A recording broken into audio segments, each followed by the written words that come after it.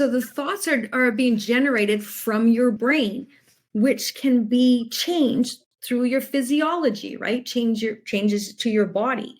So you have to realize, especially with first responders, let's just go a little deeper into the weeds here, that you have been trained at all times, most of the time, to suppress all emotions, right? That's how you got to do your job. So you're suppressing them.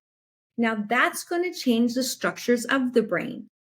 So changing the connection between your brain and your body is going to change your thoughts. It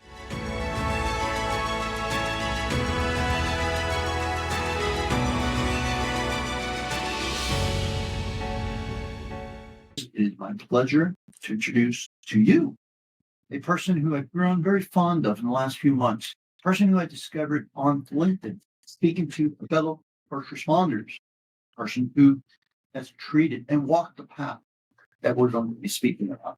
Her name is Dr. Pamela Seraphine. She is a neuroscientist. She is a world-class author, international author, best-selling author.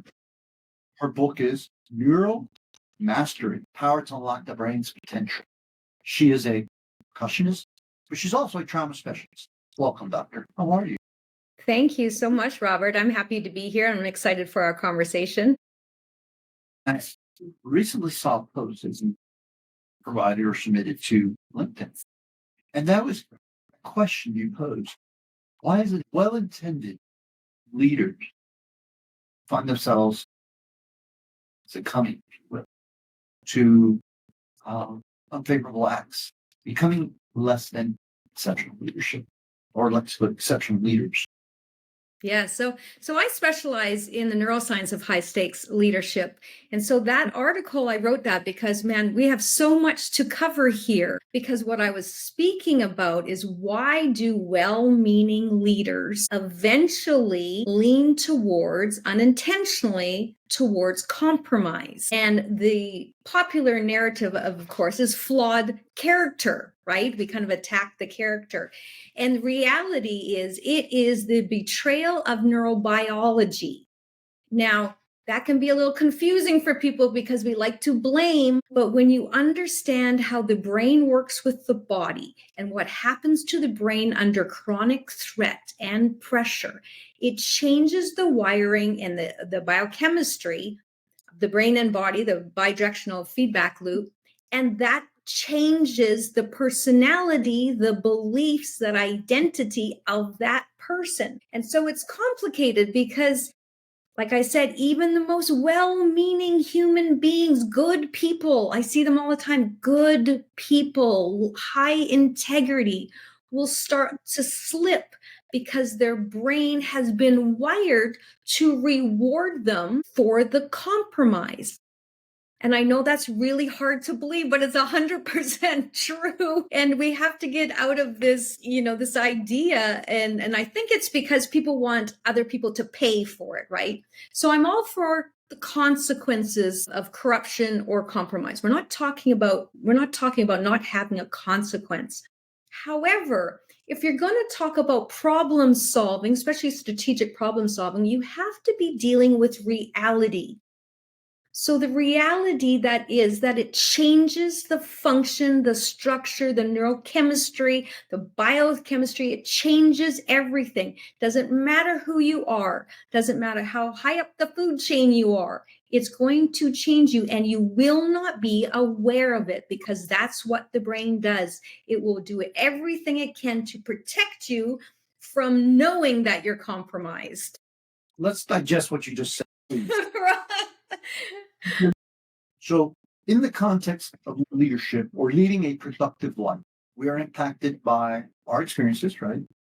That then create feelings and emotions, right? Two separate factors here, or experiences. So, what you're saying is that in order to be successful, live productive life, we have to know how to understand what's happening inside of us, right? Our brains are reacting to our experiences, and therefore our brains are causing us, I guess, sabotaging at times. Yeah, So 100%. have to fight the brain's inner self, I guess, words in your mind, right? The little voice in your head that's telling you you're not worthy, or you can't accomplish this, or doubt, creating doubt. Is that what you're speaking of? That kind of opens the door because keep in mind, traditional leadership and performance models themselves were not designed for this level of complexity that we're dealing with, this constant threat and pressure that leaders are dealing with. They weren't designed for that. They were designed before we even knew how the brain actually works under constant threat. So the models they're using is driving performance breakdown and the integrity of their leadership without them realizing it. So it's not just about the voice in their head, because most leaders don't even know what that voice is, right? They don't realize it is the brain and that you are not your brain. Now, the paradigm has been, or the ideology is that you are your mind. And so everything is based on the mind. Well, that's such flawed logic. It doesn't work like that. So there's a deeper discussion of the fact that you're not your mind and you're not your brain, right? So you're going to have to discern that. Otherwise, that voice in your head is really your brain arguing with your brain, right? So leaders or any high performer in that, and I'm speaking specifically to them because they have already mastered so many of the other skills. So we're not talking about mental toughness. We're not talking about resilience because they've already usually mastered those skills. We're talking about them not having other skills and being able to discern and being able to control their brain and the awareness of what has happened in their nervous system. So that lack of awareness, does that account for the anxiety that we feel and we give into at times? Well, that's a great question because I hear a lot about anxiety. Now, the popular narrative is that you're aware, you think you're aware, that it's the thoughts. So therefore change your thoughts. But the reality is most, especially in first responder military culture, reality is it's coming through your body. So it's sensory input before the thoughts. It's not the thoughts. It's sensory input, which is not the same thing. So you could be aware that it's your thoughts, but it's not. That's not the problem. The problem is that it's embedded in your nervous system and the way your brain is processing that information. That's the problem. So lack of awareness of that is the problem. Well, let's talk about the solution. How do we become aware? Well, conversations like these are so important because it's easy to believe that, like I said, we're blaming leaders or you're somebody that wants to be a leader. They're trying their best. We're blaming them. But if you don't have the awareness that this can happen to you, how do you know you haven't drift into compromise, right? So the conversation like this is just so important because it's so paradigm shifting. Like this is all my work is very paradigm shifting. So I always got to wean everybody in because it's like what you thought is reality, what you thought was awareness or self-mastery isn't. You haven't even opened the gate yet. So since you're an educator, say you have a class in front of you right now of leaders who are all striving to be that exceptional leader, the one that's accomplished, the one that meets all the requirements that's put before them and born. What is your advice? How to go about becoming an exceptional leader? Well, first of all, you have to have becoming an exceptional leader part of your identity, what you believe about yourself. And what I see mostly is that people don't even claim the identity. They don't even want the responsibility of being an exceptional leader. So you've got to claim that first because that's the goal. You're giving your brain that directive. I'm going to be, or I am an exceptional leader. And then the process of having those skills, you have to embody them. You can't pretend to be an exceptional leader. And right. And so we have this whole side of leadership where we're talking about leading other people, but really yet barely have begun leading yourself. And let me say this, I don't teach anything I haven't mastered. So it took me a long time to master this, but this is the difference between mastery and pretending that you have these skills in place. So in order to become that, you have to gain the skills. So the problem, let me add to this with peer support, because peer support is so incredibly important in your culture. But if they don't have the training in place and this kind of really elite training and education, it's a broken method. They can't help because they haven't embodied it. There's no awareness. So that doesn't mean they're not doing good in the world, and I'm not dismissing older models because my work is meant to elevate and expand them, but we can't pretend that they're working because they're not. So the education and training and this new paradigm of that, it isn't what you think it was. It's not your mind. This has nothing to do with your mind or being a weakness or a character. This is much deeper. And I want to add to that, we have to stop having intellectual laziness. Not with you guys. You guys are the most important, right? You need the highest level of skills possible. And to me, that's the reward for your service. That's how it should be. As you're speaking, I'm trying to not make it about me, but I'm reflecting on my own personal experiences, right? So I can internalize it. Of course. And I suspect the audience will be doing the same thing. So because it's how does this apply to me? Question. Let's use me as an example.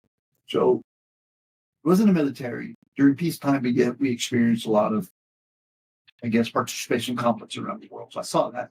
Then I go into police work and spent the next 26 years in law enforcement. Thank God it wasn't all bad because there were some great parts of being a police officer, bad experiences. But during the course of my 26 years, I did see my share of critical incidents, right? The worst humanity has to offer.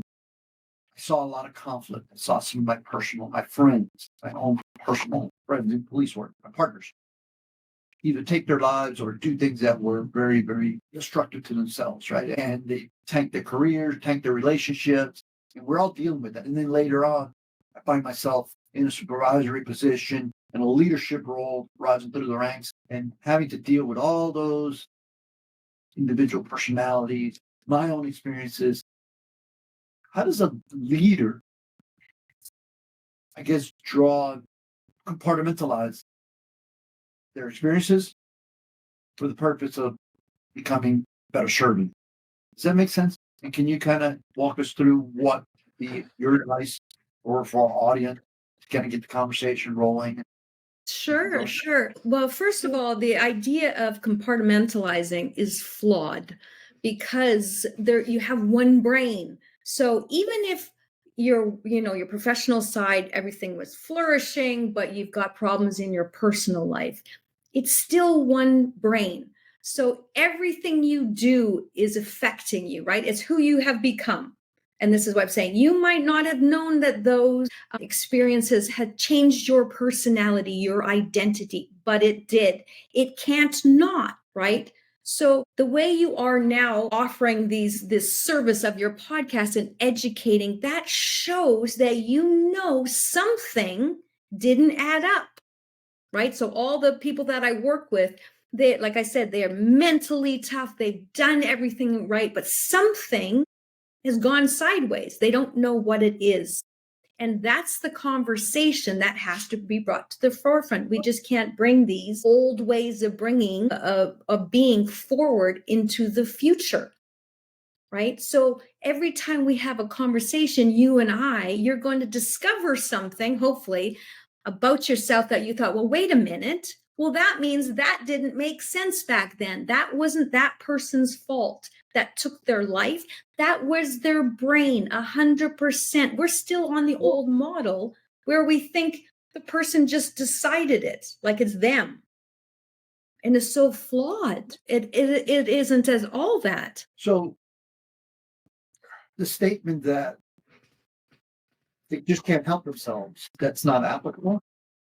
Well, now we're going to get into the weeds here. So let's talk about the difference between the brain and the soul, because I write a lot about this in my book, and very few scientists actually do that. So I think of the brain as being the processor of all your experiences. Your body is the regulator of those experiences. Your mind is the interpreter, just the interpreter, thoughts, emotions. But your soul is your essence of self, the commander of self. So that's four entities of the self. Okay, so that's a new model right there, four entities of self. The soul of you is the essence. Now, you don't have to call it soul. You can call it your authentic self, your godlike self, your spirit, doesn't matter. But it's a separate essence of self. So when we're talking about suicide or any kind of compromise, it doesn't even matter. There is a chance that your brain is running the show. If you're unaware how to strengthen the essence of self, your soul, your brain will hijack everything and it can completely destroy your life. And it absolutely can tell you to end your life because you think that voice is you, unless you understand that it's not. It's impossible to be you. It doesn't even make sense that that's, because we can see it, right? We can see how the brain's working. So the essence of self is so different. So it is that is the commander. And that's what you have to learn. You have to learn to use your mind to change your brain, to use your body to change your brain. But you don't let the brain be in charge because it will betray you at epic levels and you won't even know. So how do we go about just that, not letting our brain, our experiences, our fears, everything that's not us influence our actions? Well, that's why I wrote the book, right? I tried to simplify it as much as I could in my book to open that door to like, okay, if you're not your brain, what's running the show? And how do we strengthen? And like I said, if you don't want to call it soul, don't call it soul. I know what it's like. Let me add this. I know it's like to have my soul feel like it's dying. I came very close to ending my own life. I know what it's like to be completely compromised. And I'm a good person, but I was very much a victim. I don't have the victim mentality, but you can be a victim. like we're not like erasing that. So you have to have that awareness, that separation. That's the first step. That maybe the voice in my head is my brain. So that means where's the soul? And you usually can start to, I have a lot of protocols how to start to tune into that. But there's an energy linked to it, right? There's something you're drawn to. There's something that feeds your soul. A lot of times it doesn't make any sense to other people, right? It's very personal. And you have to strengthen that awareness to be able to separate the difference between your brain and your soul and that voice in your head. Because it can't be the mind. Because the mind is like I said, that is going to be thoughts. You can't be your thoughts. Like that you're doomed if you're your thoughts and the images. So that separation and that awareness, what I call conscious awareness, is absolutely step number one. You got to get there first. So can you break down a little bit about your thoughts, right? I'm trying to help others understand. And I get the fact, listen, if you're really intrigued, as I was, buy the book, Neuro Mastery by Dr. Pamela Seraphine. On Amazon, you can find it on other online distributors, publishers. Yes. So can you help us understand about thoughts as you're in the context of what you're speaking or how you're describing them? Yeah. Yeah. So the thoughts are being generated from your brain, which can be changed through your physiology, right? Changes to your body. So you have to realize, especially with first responders, let's just go a little deeper into the weeds here, that you have been trained at all times, most of the time, to suppress all emotions, right? That's how you got to do your job. So you're suppressing them. Now that's going to change the structures of the brain. So changing the connection between your brain and your body is going to change your thoughts. And what's happening is most of the time, thoughts being you're not even experiencing them. So let's look at the difference between feelings and emotions, right? Emotions being the physiological changes. Your feelings are the interpretation of those changes. So that's a huge difference. So a lot of the time, especially with first responders, they're basically, when the time you come to see me, they're basically numb.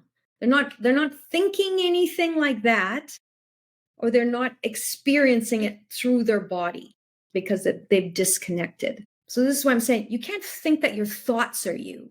Like that, that's so flawed, right? Because it can change depending on just your physiology alone or sensory input. Now, for those of you that are watching this and are immediately drawing skepticism, I would caution you to go down that path. Just say, halt right there. Open your mind to what the doctor's saying. Possibility that maybe you've been looking at your life, your actions, the actions of others in the wrong context. Yeah. Doctor, please, I'm intrigued. Yeah, it is so true. Like once you change the model, which is what I have done, a different model, a different language, you see yourself differently and you will see everybody else differently. Your interactions, your worldview changes because you're not looking at it as such a limited, like you are your mind, you are responsible for your own, actions, yada, yada. It's like everything you do can change the function and the structure and the connections of your brain. Now that leaves tremendous possibility. And I spoke to you about this before, is you haven't even stepped into what's possible for you because you're still using the old model. So once you have command of your brain and your body, knowing the difference, it's a whole new world. Like it's so different because the other one is just so limiting. You're going to be listening to what you think is logic. And here it's just so flawed. It's just absolutely flawed. So, can you give us a couple pointers on how we can go about letting go of the full practices that we're so creatures of habit? And Yeah. we do forever. Gotta be right. We've been doing it. Yeah, right. That's the argument. It's been like this for centuries, right? We've thought we were the mind the whole time, and like, how could it be so wrong? Really, I look at it as still so many believing in the flat Earth philosophy, right? They really thought the Earth was flat, but if you see it through it, then you know it was never flat. Right. So this change is small, and all you have to do is open the door. Like, I'm like, you don't have to believe me. It doesn't make any difference to me, but open the door for you and start to see, does it make sense? Like, use that kind of logic. Does this make sense that you can have the toughest men in the world? We're talking military, the toughest, mentally toughest. They're so resilient.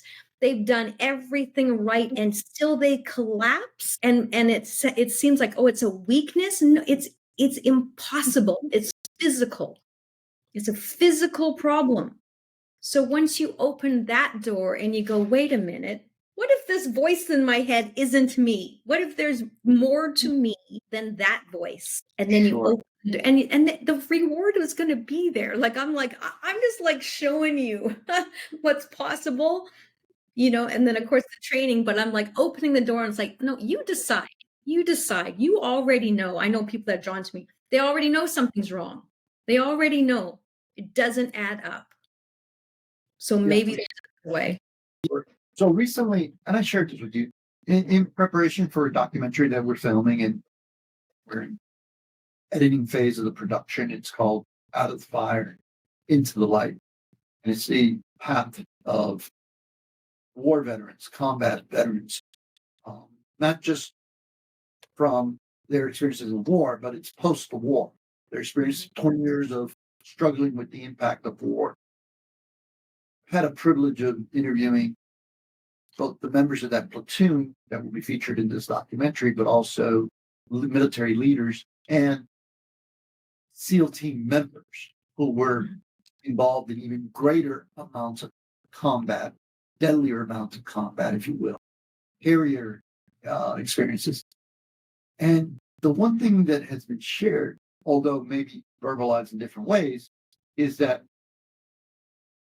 they went from feeling, the camaraderie, the feeling of, man, I'm doing something. I'm in the throes of whatever life is thrown at me. But then going to this ultimate feeling, They all share in different ways, but they all come to, I'm a nobody. I went from combat, hiked the military service to my own personal life and then stalled.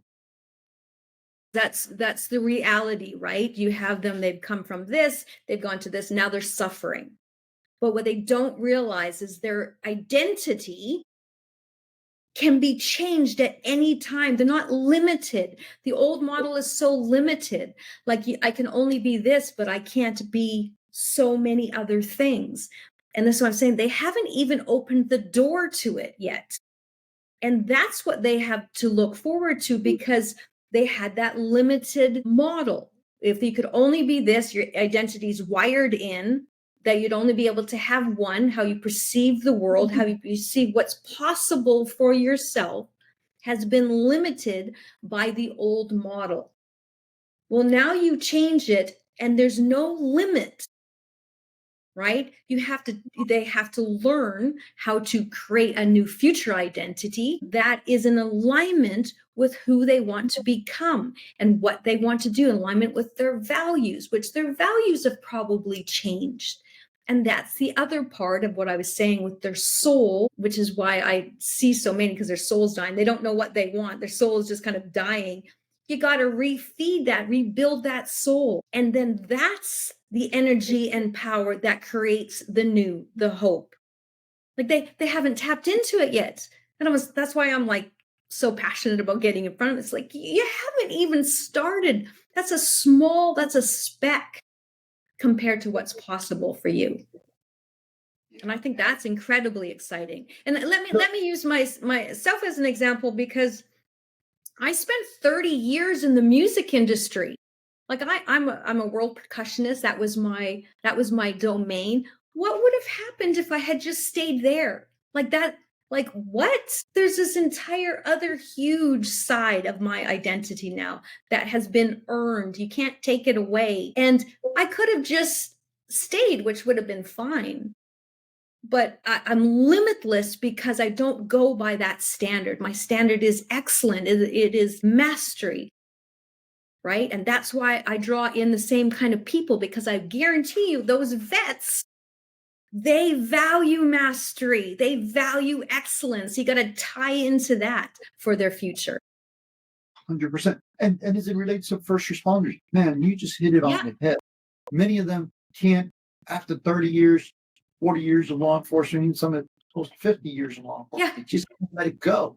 And then when they do, there's a high rate of suicide. They can't let it go because they don't know how to, not because they don't want to. They have not had access to a new model. So with the old model, they're like, I don't want to go on. There isn't anything more, right? I've done it all, and their brain has completely hijacked them. And then, of course, there is no hope, right? So it's very understandable. I'm like, oh, I totally get that. Like that's, I have lived that. Until you use a different lens, and then you're like, well, wait a minute.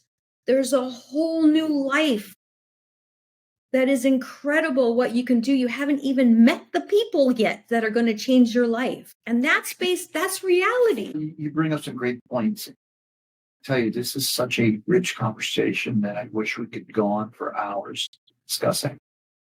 Doctor, for the benefit of our audience, the last few minutes here, tell us how they can get a hold of you, or they can learn more about you, what you're doing. Maybe learn more about this new paradigm shift that you're laying before our eyes and ears right now. Sure. Well, I can be reached on my website, drpamelaseraphine.com. Now, what I've done now is created a signature keynote called High Performance Without Compromise. And so that's what I'm booking for 2026. That's the paradigm shifting. Like I am bringing it to the people, because that's the starting point before you can do the training. So I offer that. And I also offer, of course, high performance coaching with the new model. And yes, sometimes I bring in, if needed, the trauma recovery. That's a piece. That's not the heart of it, right? The goal is to achieve the goals that matter to you. So that's always the goal with any of these models, is what matters to you, and it's very results driven. So I want to just highlight that because that's what it's about, each individual. Doctor, we've come to the last minutes here of our time that we have available to us. For those of you watching, we've been speaking with Dr. Pamela Seraphine, a neuroscientist, trauma specialist, a world-class international author, and a percussionist. Phenomenal combination. Thank you. Thank you to the Millers, Michael Grant Miller, Community News Team. Thank you to our producer behind the scenes, Alex Sukas, always there. We can't do this show without you. Thank you so much. To you, the audience, we look forward to seeing you, and we thank you for tuning in.